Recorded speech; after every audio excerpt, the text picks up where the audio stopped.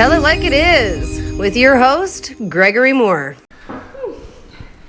Okay, guys, we are here today with Edua and Erica. Yes. Thank you guys for coming. You guys are super, super brave. Thank you for standing up. So you're on unpaid leave, and Edua, you are terminated. You have been terminated From Windsor Regional Olette. I've been there since 2010. Okay, and could you guys give us your exact qualifications, education, whatever? Like, what I'm a exactly? registered nurse. Yeah. For the bulk of my career, I worked in cardiac on telemetry, and for the past year, I was working in endoscopy. Okay, and Erica? I'm an RPN, or a registered practical nurse. I have been a nurse for over 5 years. I've worked in healthcare for 21. And when I was nursing, I started out in community, and then I went on to work at Chatham-Kent Health Alliance, and I was there in the stroke and rehab unit for the past almost 5 years. Okay, so why were you guys terminated? Because we've seen a lot of people get terminated today. So I mean, really, I'm trying to do these videos to expose people to really what's going on, and to expose them to normal people like yourself. You guys look pretty normal to me. You don't look like, you know, radicals or anything like that. So why were you terminated? I didn't take the COVID vaccine. I didn't take the COVID vaccine. And why are you pending termination, Erica? When I was contacted to find out when I was going to be coming back to work, they asked if I had my shots for COVID, and I said no. And they said, "Are you planning on getting them?" And I said no. And they said, "Then your termination will probably be pending." That sounds pretty radical to me, doesn't it? Yeah. Excuse me. So you were telling me something a little bit ago, that you said you had a pacemaker. Yes. And your doctor informed you. What did your doctor tell you? Well, first regarding of all, the vaccine. Well, so this was I've had 3 different specialists now tell me, even before when I was getting ready to have the pacemaker put in, I was told, behind closed doors, we can't put this on paper, but it's not in your best interest to get this vaccine. Why? Because of the cardiac side effects that could possibly happen to you, and since we don't know why you're getting your pacemaker, except for the fact that I'm symptomatic bradycardic, or I have a slow heart rate, and with symptom, no one knows what's causing that there could be irreversible damage should I have a cardiac reaction to the shots. So you can't, you're advised by your doctor not to have, off record of course, not to have this shot, but your place of employment is requiring you to have this shot. Because I have nothing on paper. Nobody can give me an exemption because there's only 2 qualifications for exemptions. So. And what are those? The cardiac one is you have to have, most people don't know this, you have to have the first shot, right? You have to have the first shot, and you have to have myocarditis or pericarditis. Okay, so stop right there for a minute. So you have to have the first shot. Yes. And you must be injured. Yes. And then you can qualify for an exemption, a medical exemption. Yes, that's the cardiac one. The only other one is anaphylaxis to an ingredient in the shot, which we don't even know every single ingredient yet. Yep. And that has to be signed off by an allergist, and those are the only 2 exemptions they are giving. That sounds like complete lunacy to me. Yes, it is. Does that sound like lunacy to you guys? I have to be injured in order for me to get an exemption. Yes. And I've heard this from dozens of people, not only you. So where are you guys at now in terms of employment? Have you applied for a job, or have you found another job, or has someone contacted you? Or I have found another job. I'm actually working from home. I'm doing legal intake. Oh, okay. So it's quite interesting, and it's new and it's different, and I'm liking it so far. But you know, I'm a nurse. I fully intended when I graduated from the university that I would retire as a nurse. And right now we have a nurse shortage. Look at that. At baseline, we had shortages. So these guys, David Muji, he willfully exacerbated that situation. So I've submitted lots of documents to the employer arguing my stance. I've provided lots of evidence. I'm not taking any advice from the people who are handing out Krispy Kreme donuts on the corner for, do you know what I mean? Like, yeah, I passed on the fries too. Yeah. Like, I did decide to do some research into this, so I've submitted tons of documentation, and this was basically my final letter to my CEO. So it didn't matter what legal grounds you had, all this documentation you have, and I have a stack over there that's like this thick of the actual law, and it didn't matter to anybody, so I pretty much kind of stopped reading it, because I found out that these people are lawless, and the law didn't matter, and it didn't matter what consent rights said. It didn't matter what the charter said, or the Bill of Rights, or any other rights that you might have.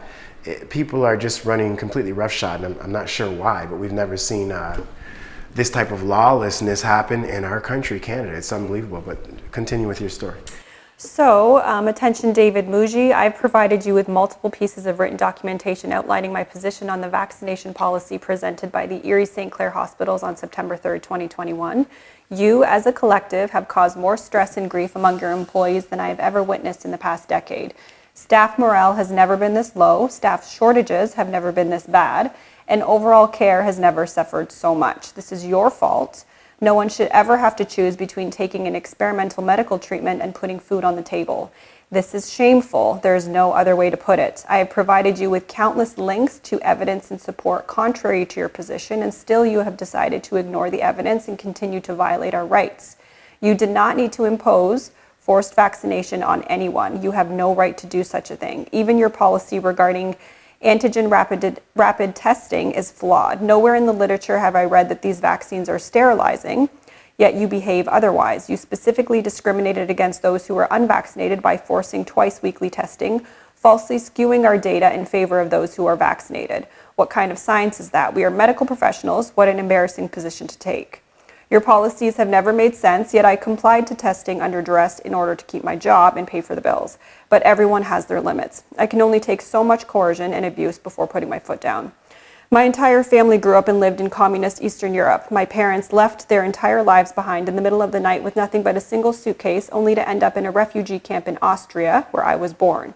I am the only one not to have lived under communist rule, yet my parents feel that their past is quickly approaching again. How can you not see how wrong you are, the level of abuse you're enforcing? Or very likely you do in fact see this, but you just don't care. People with such a stance should not hold any position of power. This is dangerous. This policy is dangerous, and you are dangerous. You have abused your position of authority, coercing and assaulting countless of your employees by imposing a vaccinate or terminate policy. Do you think that by dangling people's livelihoods in front of their face that this equates to informed consent? Oh, that's right. You have dusted your hands of informed consent since Windsor Regional Hospital is not providing these inoculations yourselves. You believe the topic of informed consent is irrelevant or incorrect. Well then, since you have already discussed this and outlined the position of the Supreme Court of Canada, then I won't waste any more time elaborating on this topic. I have worked through each pandemic now with pride, without getting ill or having any cases traced back to me, only now to be tossed out like trash. Forced vaccines or treatments were never a term of my original employment contract, yet here we are. I started my career as a registered nurse at Hotel Dieu Grace Hospital in the same building back in 2010 without any intention of leaving. I was dedicated to my job, and I still am today. You are losing good, hardworking staff. You are grossly mismanaging this situation. You are grossly mistreating those that work for you. I wish you all the best in providing outstanding care, no exceptions. Wow, that's a powerful letter. So the theme that I'm hearing a lot from people that are not participating in this medical procedure is consent. How much does that mean to you guys as medical professionals? Because I know that you guys were specifically trained to get consent from your patients before you did any type of medical procedure or anything like that. Am I right? Yeah. Yes. You can't do anything without consent. Your whole career, you need consent. This is what you did. This is what you learned in university, wherever you went to school. Consent, how big was it? How big is consent? You can't do anything without consent unless somebody is dying in front of you, and unless they can't actually give you consent and they're actually dying in front of you, then you can go ahead with emergency medical procedures. But otherwise, like for instance, when I was in endoscopy, all of our cases before we do gastros or colonoscopies, you always have to get written consent. You have to consent to procedures. This is a medical procedure. Even before myself, before even having my pacemaker put in, it took a long time. My cardiologist literally had to get on the phone and consult EP Clinic and say, hey, no, she needs this. And they had to have me come in. They wanted to speak to me in person to see if I understood the complete implications of having this device put in. So they wanted your consent. Before they would even consent to agree to do it as well. But for this, and might I add too, the legal age of consent in Canada is 16, but yet we're allowing 12-year-olds to make consent for. Yeah, you can't drive a car. Yeah. You can't go get a beer. Yeah. You can't even go on a field trip. No. But you can take a experimental shot. Yes. But he argued with me. He said, because I brought up informed consent over and over again in previous documentation with him, and he said it's irrelevant because they're not giving the shots themselves. We have to go to the vaccine clinic and get consent there. So consent has nothing to do with him. Even though he implemented a vaccinate or terminate policy, that doesn't fall on him. Well, you know, when you go to get your shot, you have to sign quite a lengthy page, and you have to give them your consent, correct? Mm-hmm. Yeah. So you're actually giving them consent under duress, but you're giving them consent. Mm-hmm. So, I mean, in that regard, I guess technically he might be correct, right? Technically. But based on the spirit of his argument, it sounds like corruption to me. That's exactly what it is. Now, all these companies are using the same sort of ideology.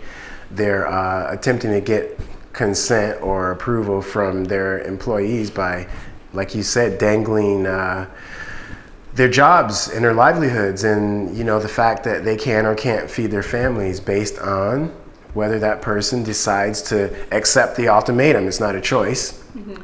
They're giving an ultimatum to their employees. You either take this or you get out. And like you said in your letter, that's dangerous. Mm-hmm. It's dangerous. You're setting up a precedent that we've never, ever seen in this country, ever, in the history of Canada, in the history of the United States. We've never seen anything like this. Have we seen it in Germany? Yes. Have we seen it in North Korea? Absolutely. Have we seen it in China? All the time. It's pretty normal over there that they would just take you and give you an abortion and bring you back. Well, what's next?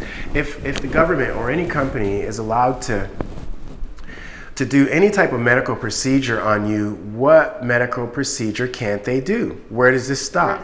Where does it stop? At that point, could your employer all of a sudden say, well, you've had 3 kids now, we don't want you to have any more, we don't want you to take maternity leave anymore, you have to get an abortion, or we're going to fire you, we're going to put you on unpaid leave.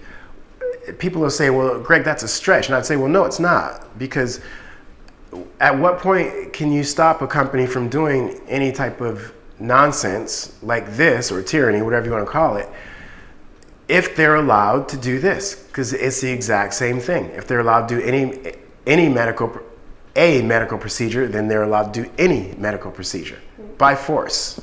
And this is not how we're supposed to treat people too. Like in medicine is individualized, it's personalized care. Mm-hmm. This is just, everybody is treated the same. Like, it doesn't make sense to me. And they're not acknowledging natural immunity either. I have a girlfriend who's pregnant. She had COVID and she has documented antibodies, and she's submitted it to this person, and it's completely disregarded. It doesn't matter.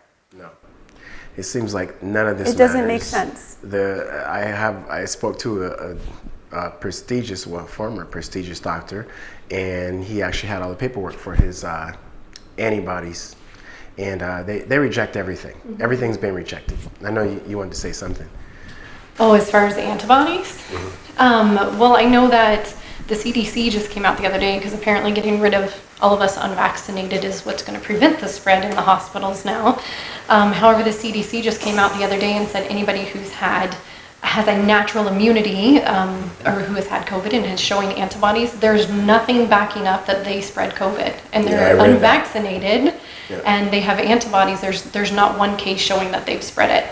Mm-hmm. So it clearly doesn't make any sense now. I know with the vaccines, they're now rolling out an antiviral oral medication. I was told of this months ago. I have a friend that was a biochem engineer for Pfizer. She specifically couldn't really go into too much detail, but said they are trying to patent an antiviral oral medication. So she said each booster that you get will break down your immune system. And the goal, I guess, over time, from what I understood from what she was saying, is that your immune system will be so broken down from all of these boosters that you have to get that you will have to go on antiviral oral medication to prevent yourself from getting sick. So it's a win-win. Yeah, and it's a win-win for any of these companies that do that because they're still getting money for the shots, and now they're getting money for... So you said a friend of yours that works for Pfizer told you that? She was employed for Pfizer, with Pfizer. Yeah. Oh. Because she refused to take their vaccination. Okay, stop. Rewind that for a minute. Your friend that helped make the vaccine. She knew what was in it. She wasn't one of the ones who... Yeah, but she works there. Yeah. So your friend that actually contributed to helping make this vaccine is absolutely refusing to take it. Yes, and it was a vaccinator terminate policy too. She was told, well, then you can consider this your notice. And she said, if you're going to fire me now. And she packed her stuff, and that was it. Is there anything else you guys want to say? Do you want to, how's this affecting your kids? How's this affecting your family? How's this affecting your work? Because I know you guys have both been fired and you've found employment, but still, I mean. It's been very stressful, and I don't know what it's going to be like when I go to renew my license too, because with every termination, the college gets notified, and then there has to be some form of investigation. So I don't know what that is going to look like. I believe they're supposed to tell them now. I know nurses at a facility that are on their exit interviews are being told, if you make the hospital look bad, then we'll report you to the CNO. But I was under the impression every termination has to be turned in. So they got exit interviews? I didn't get an exit interview. I think some of them did. I don't know what the conversation looked like for them to go in to have an exit interview, or if they were demanding one. I'm not really sure. Well, at least you guys got an exit interview. I just got a cold black boot. Yeah, me too. I just got the boot. That's all. I mean, I haven't had anything yet, but I know they were telling them, if you make the hospital look bad, then we will report you to the CNO. We're not doing anything to make the hospital look bad. Maybe they'll give me an exit interview at the hospital too, because I kind of make the hospital look bad too, right? I mean, the hospital already looks bad. Perfectly good staff and given the boot People for who what? Want to work, nurses who are good nurses who want to work. They want to be gainfully employed, like myself, like you, and I love nursing. It's my passion. That's what I do. Yeah. And like I said, the staffing was not at par prior to these terminations, and now it's even worse. Yes, that's right. How does that affect patient care?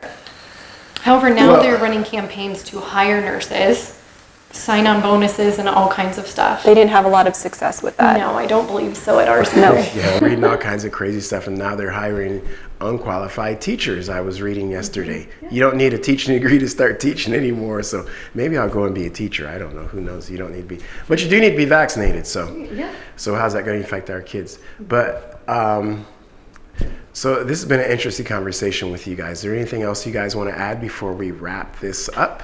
Adverse reactions too. We're seeing adverse a lot reactions. of that That's right. in the hospital, and what the hospital is doing with that information, who knows? So what is going on in the hospitals? I don't work there. I have been in there when my mom was in there, and this was like 3 years ago, and I can tell you it was a complete mess. They had ICU patients literally all throughout the actual hallways. I seen this. I couldn't believe it.